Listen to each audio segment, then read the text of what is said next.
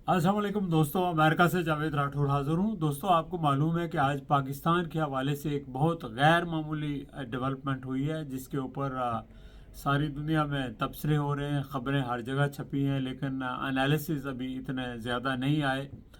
और उस हवाले से मैं आपके साथ अपना तजिया शेयर करना चाहता हूँ। और ये डेवलपमेंट है पाकिस्तान और सऊदी अरब के दरमियान जो दफ़ाई मायदा हुआ है।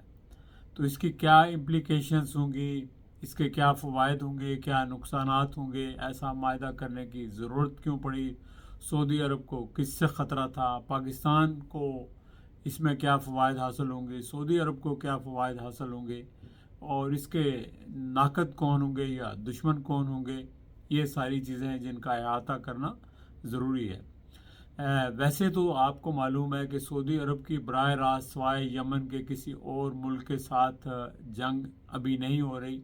यमन से तो सऊदी अरब 4 दफ़ा जंगें लड़ चुका है, और अभी 2015 के बाद जो जंग शुरू हुई थी वो आज तक जारी है। ईरान के साथ ताल्लुकात कशीदा थे, लेकिन अभी वो बेहतर हो गए हैं। इसराइल के साथ तो सऊदी अरब के ताल्लुकात बहुत ही अच्छे थे, और इसराइल और सऊदी अरब की तो कभी जंग हुई नहीं। लेकिन इसके बावजूद सऊदी अरब ने ये मायदा आल ऑफ सडन पाकिस्तान के साथ क्यों किया। मैं समझता हूँ कि 9 सितंबर को जब इसराइल ने दोहा कतर में हमला किया, तो सऊदी अरब को एहसास हुआ कि जो है, ना तो इसराइल पर डिपेंड किया जा सकता है, ना अमेरिका के ऊपर डिपेंड किया जा सकता है।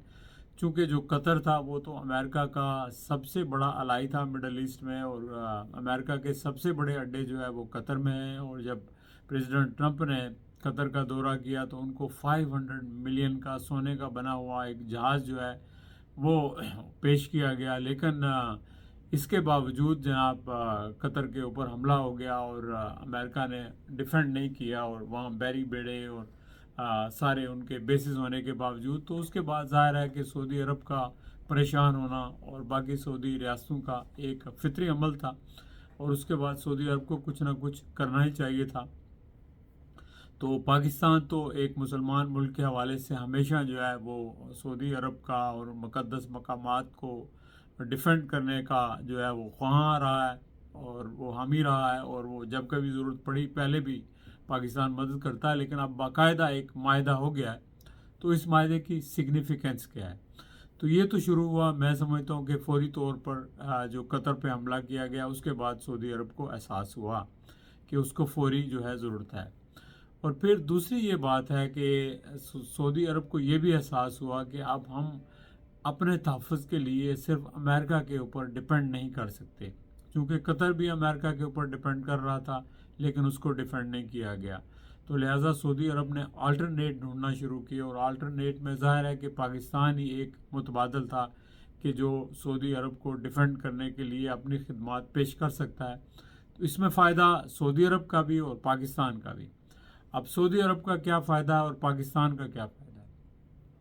सऊदी अरब का ये फ़ायदा है कि किसी भी मुल्क की तरफ से हमले की सूरत में उसको एक एटमी मुल्क की जो है वो मदद हासिल होगी, जो गैर मामूली बात है। और इस तरह से आप ये कह सकते हैं कि सऊदी अरब भी एक एटमी मुल्क का जो है एक हिस्सा बन गया, या उसका एक पार्टनर बन गया।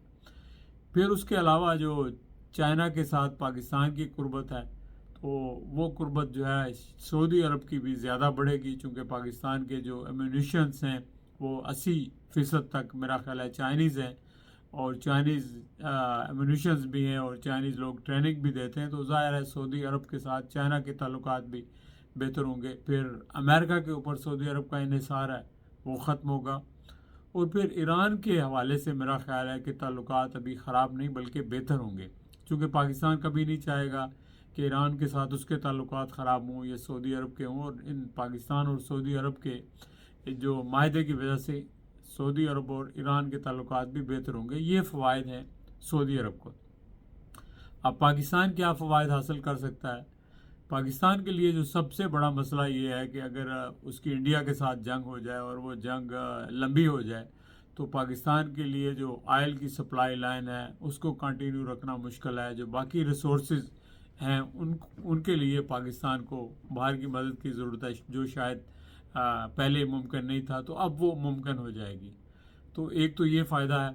दूसरा ये है कि पाकिस्तान जो है माशी मैदान में सऊदी अरब से इन्वेस्टमेंट लेकर माशी मैदान में बहुत आगे तरक्की कर सकता है, अपने इंफ्रास्ट्रक्चर को डेवलप कर सकता है, अपनी इंडस्ट्रीज़ को जो है वो दोबारा जो है वो बेहतर बना सकता है, जो पावर्स के इश्यूज़ हैं उन इश्यूज़ को ख़त्म कर सकता है। और फिर पाकिस्तान के अंदर जो इस वक्त नौजवान नस्ल है उनको ट्रेंड करके मेरा ख्याल है कि एआई जो है उसकी तरबियत दी जा सकती है, और टेक्नोलॉजी में सऊदी अरब भी इन्वेस्ट कर सकता है, या सऊदी अरब में जो टेक्नोलॉजी के हब बन रहे हैं उनमें पाकिस्तानी नौजवान जा सकते हैं, तो ये म्यूचुअली दोनों मुल्कों का फ़ायदा हो सकता है। फिर पाकिस्तान के अंदर बहुत ज़्यादा मैन पावर है, और वो सऊदी अरब के दरमियान सऊदी अरब के अंदर कंस्ट्रक्शन बहुत हो रही है, डेवलपमेंट बहुत हो रही है, तो पाकिस्तान के जो मैन पावर है इनको वहाँ भेजा जा सकता है। तो ये म्यूचुअली मैं समझता हूँ कि ओवरऑल पाकिस्तान के लिए भी बहुत अच्छा है और सऊदी अरब के लिए भी बहुत अच्छा है। और ये मायदा तो अगर मेरे ख्याल में बहुत पहले हो जाना चाहिए था, लेकिन अभी हो गया। चलें, देर आए दुरुस्त आए। लेकिन अब इसके जो है कुछ नुकसानात भी हैं। नुकसानात तो मैं नहीं कहूँगा, एप्रीहेंशंस हैं। ज़ाहिर है कि जो भी काम करते हैं उसके साथ खदशात तो होते ही हैं, और यहाँ एक खदशा ये है कि अब दोबारा इसराइल, इंडिया, अमेरिका वो मिल के पाकिस्तान के बम को इस्लामी बम करार देने की कोशिश करेंगे, और फिर इसको गैर मुस्तहकम करने के लिए पाकिस्तान को जो है वो कोशिशें की जाएंगी, और पाकिस्तान को शायद और प्रेशराइज भी मुख्तलिफ तरीक़ों से किया जाए। चूँकि इसराइल की लॉबी जो है अमेरिका के अंदर बहुत स्ट्रांग है, और वो अगर ये कहें कि अमेरिकन पॉलिटिक्स को वो किसी हद तक कंट्रोल करता है तो ये बात गलत नहीं है। तो ये उसके कुछ नेगेटिव पॉइंट्स भी हैं, तो खैर इनसे भी निपटा जा सकता है।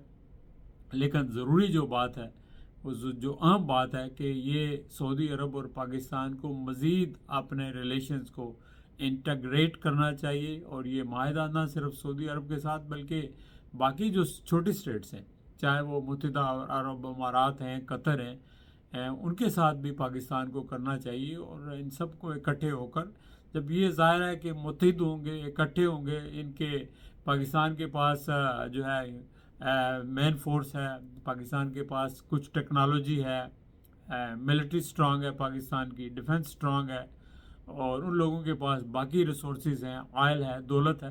तो ये सारी चीज़ें जब इकट्ठी हो जाएंगी तो फिर ऑब्वियसली उसका फ़ायदा होगा, अरबों को भी होगा और पाकिस्तान को भी होगा, और ज़ाहिर है मुस्लिम उम्मा को भी होगा। और वैसे भी दुनिया में जो कुछ हो रहा है, तो किसी भी मुल्क के लिए अकेले जो है वो ज़िंदा रहना बड़ा मुश्किल है।